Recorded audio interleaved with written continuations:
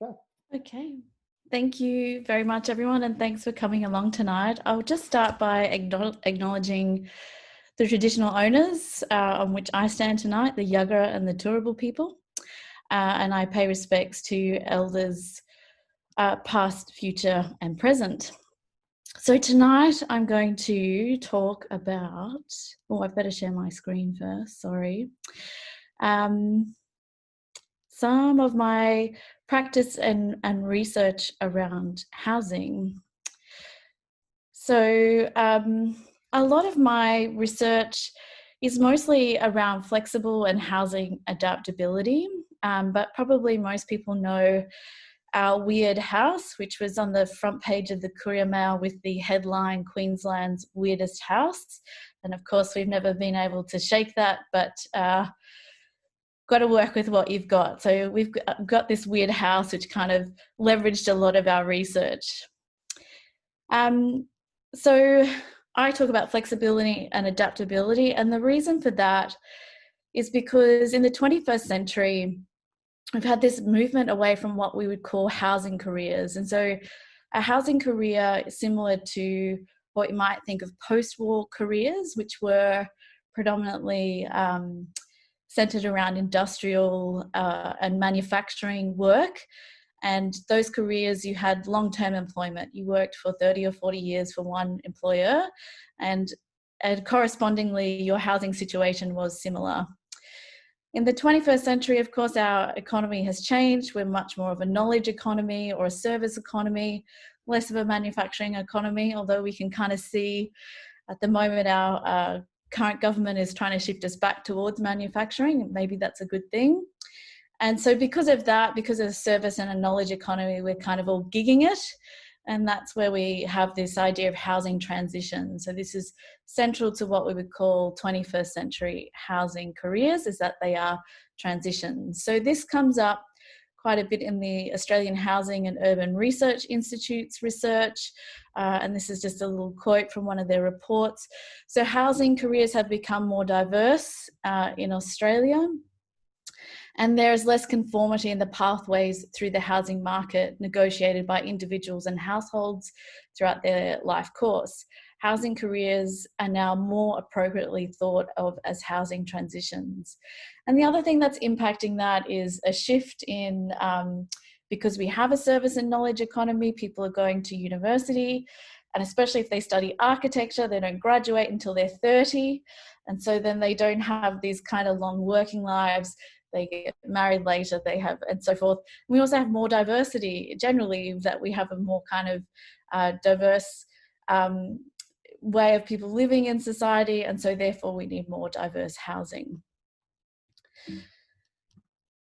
So housing transitions and aging. So how does housing transition then translate to what kind of current thinking around aging?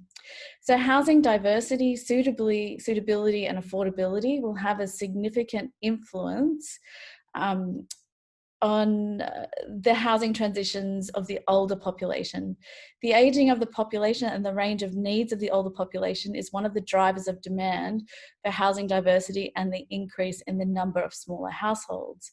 So actually, when we talk about these transitions, at the moment we might sort of see young people who do have very different housing needs to previous generations. However, the people who tend to have, in some cases, more sway in the housing market are actually older Australians, especially the people born after the Second World War, so baby boomers. And so they're having much more of an influence over the types of housing or housing diversity that we're seeing. So what does this housing diversity currently look like? So I live in a suburb called Clayfield, which is in the inner northern suburbs of Brisbane. Next to us, we're kind of on the cusp of Kalinga, which is another suburb. Kalinga and Clayfield both have median house prices at about $1 million. And I think in Brisbane, we still don't have the salaries that quite match those price tags. So we then have this kind of citizen-led approach to providing affordable housing, and that's quite often coming in the form of raising older houses and building in underneath and making them dual occupancy. So houses like this, they'll look like enormous behemoths from the outside, but when you go inside, a lot of them are actually dual occupancy. So they'll have a kitchen downstairs and a kitchen upstairs, bedrooms and bathrooms. They're like 2 units. The problem that I have with this approach at the moment, I can see why it's happening. It makes housing affordable, makes renting affordable. It is, of course, a lack of fire separation. And as you'll see with a lot of these houses, the only egress for the people upstairs is an internal stairway that isn't fire rated. And so they kind of, they're a bit of a disaster waiting to happen. And so what we actually need is some good housing policy that might lead us to better solutions than what's currently happening. Now, of course, this can kind of be solutions for multi-generational living. If you have 2 families that are related to each other, in theory, there's less fire risk because everyone knows where everyone is. And so that, in theory, works. I'm not sure that there's a lot of research about how safe that is. So Kirsty, you're suggesting that these are informal dual locks? These are absolutely informal, yes. Right. Yep. So that, yes. But I would say most of the time these are subdivided and then rented out without adequate provision. Okay, so that's kind of the current situation. That's where we see a lot around Brisbane, especially kind of in our inner suburbs. And unfortunately, I think probably one of the solutions that is waiting for us is the provision of what is called more broadly accessory dwelling units, but what we tend to call in Australia the granny flat.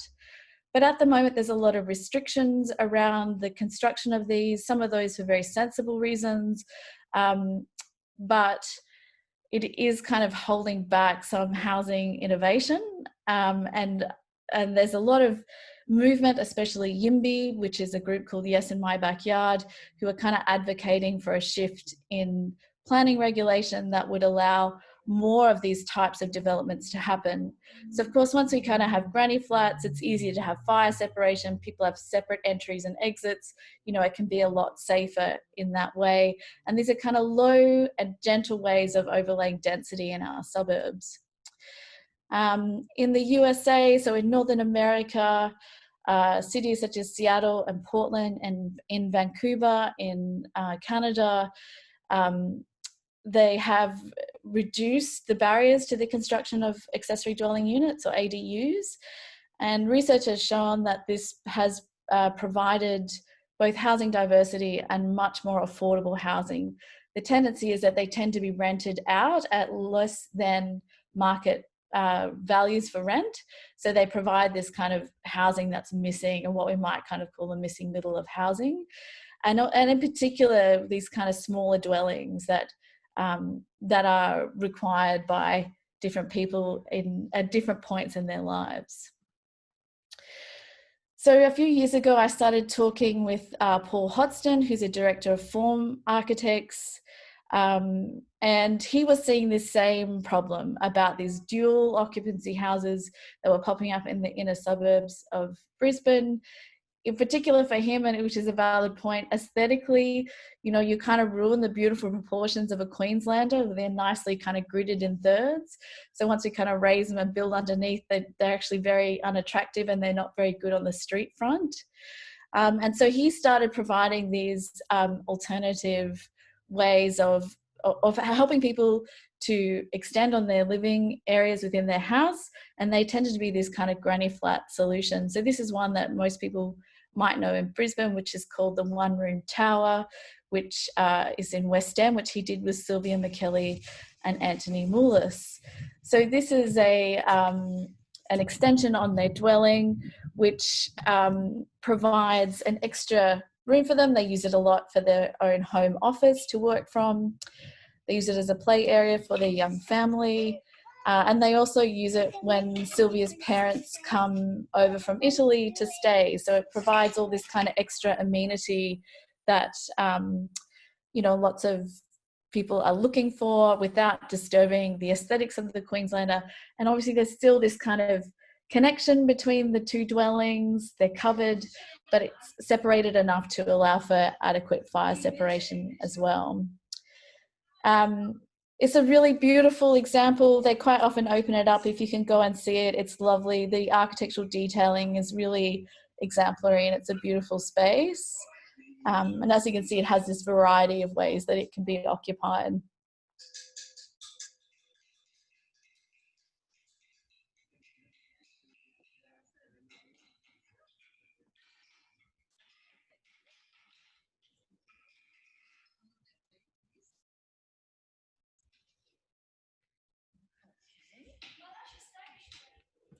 Okay, so in my teaching at QUT, I set my second years a challenge to think about housing for the 21st century and thinking about diverse models of housing. So they had to think beyond the nuclear family. What is other forms of housing that we can kind of see within our inner suburbs?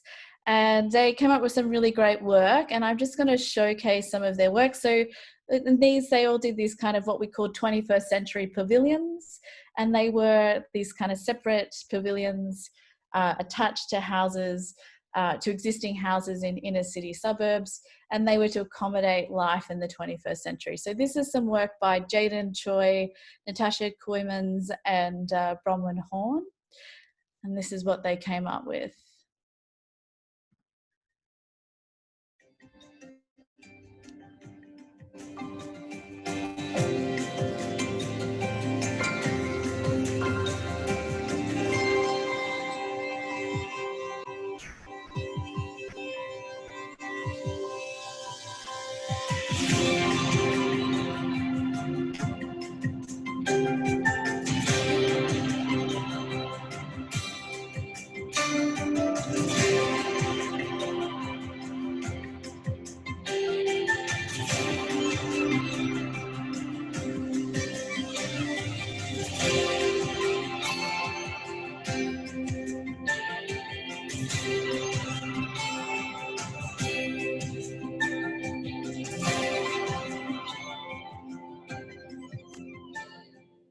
Okay, so these were kind of these 21st century pavilions that dealt with things. One of them was about,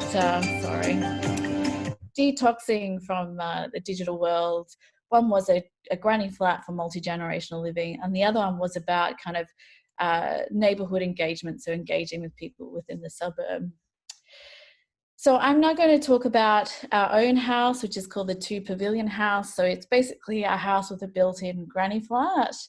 And I'm just going to talk a bit about the how it works and the design process, and how it is for us living in this house, Queensland's weirdest house. So it's really is as simple as a house split into two pavilions. So there's one half and there's another half. It's joined together with a bridge at the top. So the name tells you everything you need to know about it. So in the center is this kind of open decking and courtyard, which does a lot for the house. It provides a lot of different activities. Mostly though, it really helps with living in a subtropical climate. So we have these operable bridge that opens out, and that actually flushes out all the hot air. It's very easy and quick to cool out in summer, so we have a lot of high level ventilation that works through that space. There it is in a courtyard, so that opens up, and very quickly we can flush out any hot air as it rises to that second floor. We kind of live in this intermediate deck space, so we have a table that we often sit at. It's north facing, so it's often where we sit and have breakfast of a morning. And we have a lot of greenery and things like that we grow. So it allows us to bring nature into our living space, and we can kind of be within that, which is very calming and nice, especially when you're living in the inner city on a smaller block. And it also allows us to have eyes on the street. So this is our dog Gabby the Labby. As she watches my son coming home from school, she can sit there, have her eyes on the street and watch. She hears him when he comes up the street, and waits and waits and waits, and as he gets closer, then she's off to go and greet him. So it facilitates all those important things that you have in kind of that you need in urban environments. As Jane Jacobs would say, those eyes on the street. So when we look in section, the way that we occupy the house is that upstairs is our 2-bedroom dwelling with our bathroom.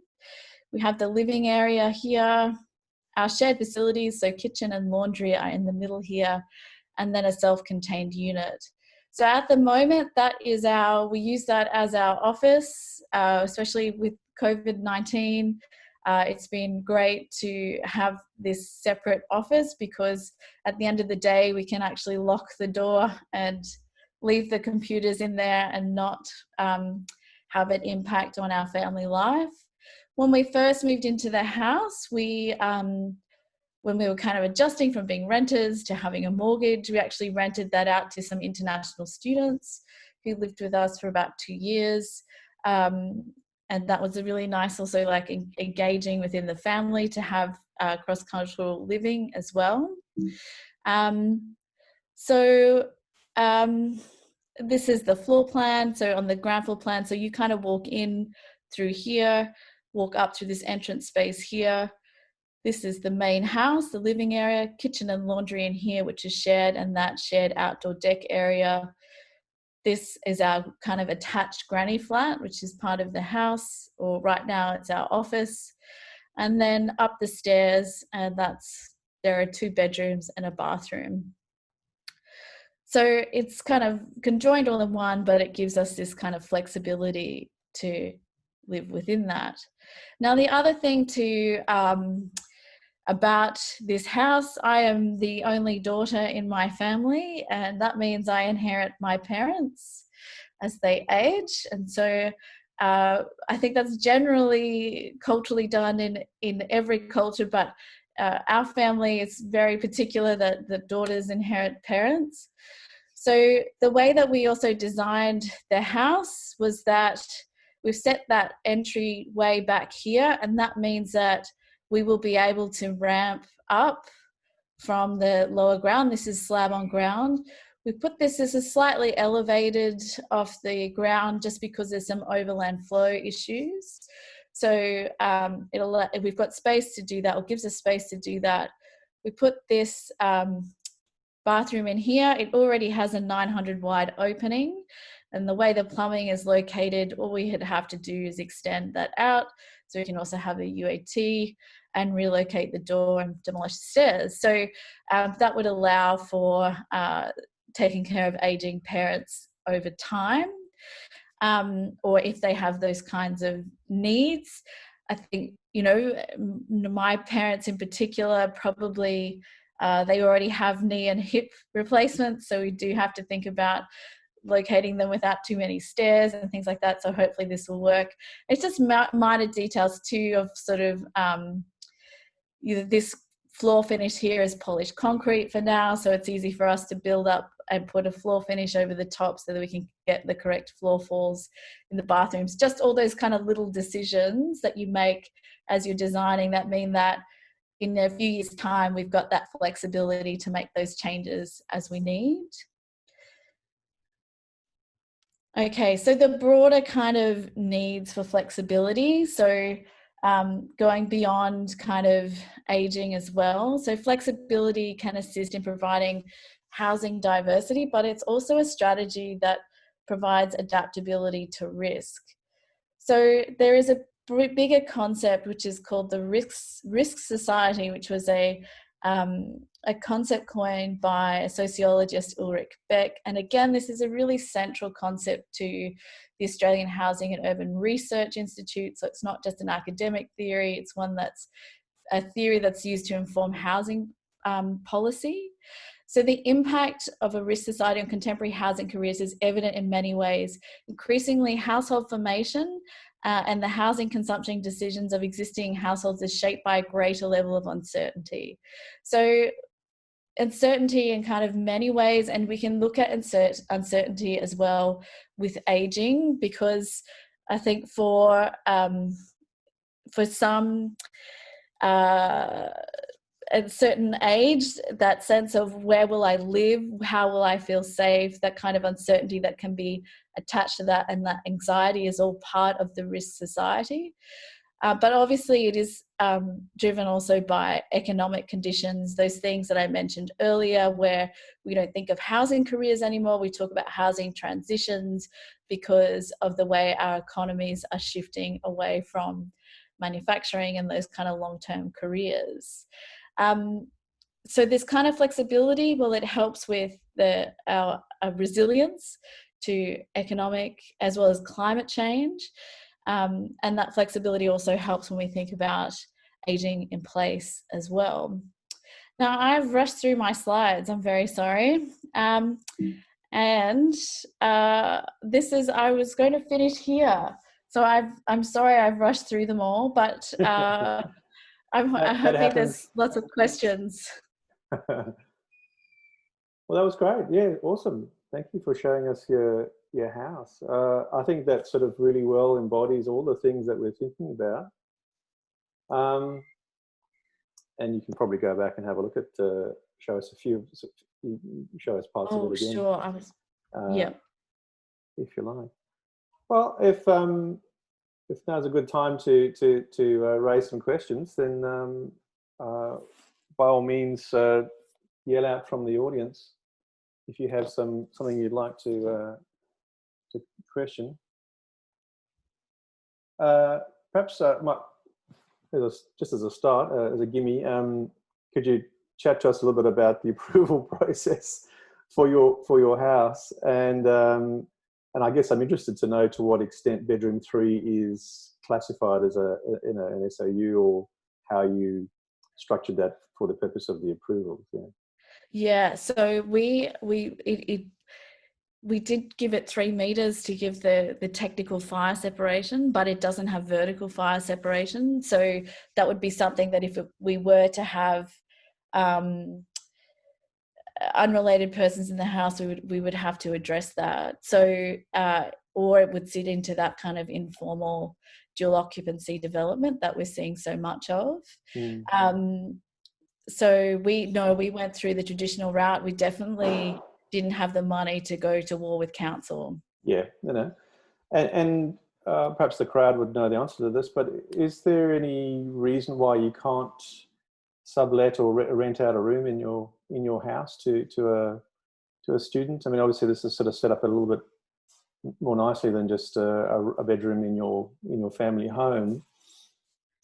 Is there any impediment to subletting parts of the house? Yeah, so Brisbane City Council does have rules around people you're not related to. And obviously there's lots of grey areas where you can co-house and share house and things like that. Yes, but technically things like granny flats are meant to be only for people that you're related to. But why I think that legislation is very problematic, because it really doesn't reflect the way that a lot of people live now, in that this idea of housing centred around nuclear families, when actually we have lots of instances where unrelated people live together. So you could be separate individuals sharing a 3, 4, 5 bedroom house, but if you try and build 2 doors and 2 kitchens, then you're in a different world, right? Yes. Yeah. Yeah. I mean, I'm just so drawn to the practicality of having this kind of dual key setup in the sense that the way that it can give you options across your whole life, really. Because you can rent to a student when you're struggling to pay a mortgage. You can put an older kid across into that space when you can't stand living with them yourself.